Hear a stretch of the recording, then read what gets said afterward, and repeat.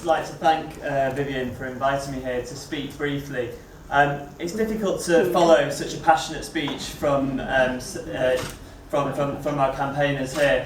And yes, you are passionate, and you should be passionate, and we should all be passionate about the future of our own hospitals. And I think it contrasts well between the passion of us here with the duplicity of Jeremy Hunt and his colleagues, with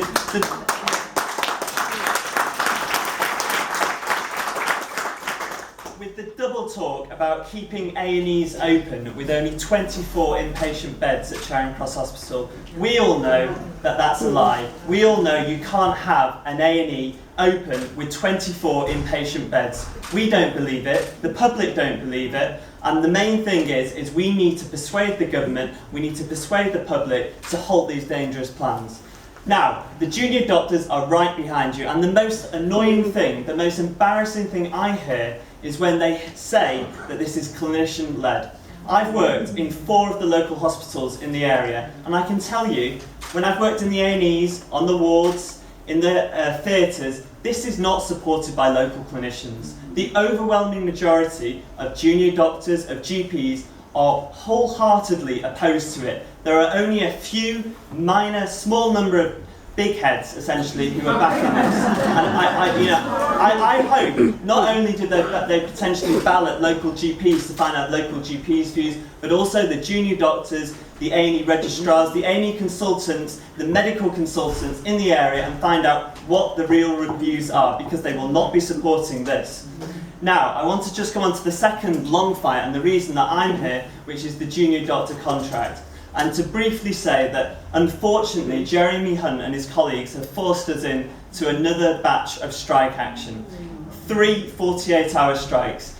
The first time we went on strike, we hated it. The second time we went on strike, we hated it. It is not why we came into this profession. We came into this profession to care for our patients, night, day, weekends. That's what we care about. But when the government propose an unfair, unsafe, and potentially actually illegal contract, we are united in our opposition of it. It's unfair to make us work at weekends for the same rate of pay as during the week.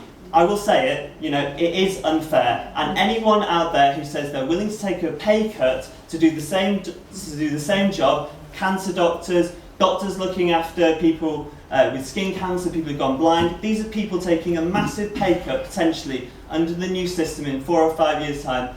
It's not fair. It's unsafe. Last year, I was made to work unsafe hours, 56 hours a week, illegal.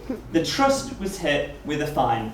They want to get rid of that financial penalty and open up trust to making doctors work unsafe numbers of hours. It's not safe to have tired doctors looking after you, and we will fight that. And finally, it may even be illegal, the new contract. The BMA are pushing it to a judicial review, and we will get a legal opinion on this. So doctors remain united. We're very grateful for public support. We remain united against this disgraceful hospital closure plan and united against the contract. So thank you very much for all your support. And thank you. Thank you.